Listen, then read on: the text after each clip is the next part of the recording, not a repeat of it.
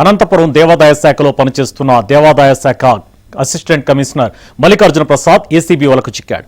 ఈ నెల 31న రిటైర్డ్ అవుతున్న మల్లికార్జున ప్రసాద్ 20,000 లంచం తీసుకుంటూ ఏసీబీకి దొరికాడు.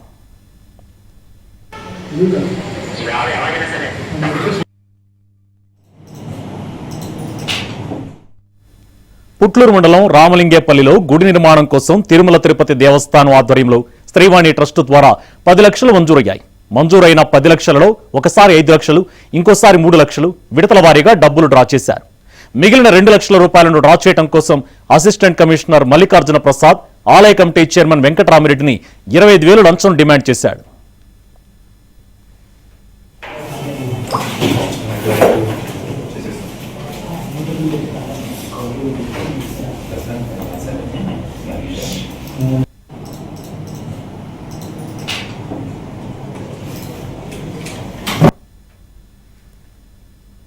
దీంతో లంచం ఇవ్వడం ఇష్టం లేని ఆలయ కమిటీ చైర్మన్ వెంకటరామిరెడ్డి ఏసీబీ అధికారులను సంప్రదించాడు.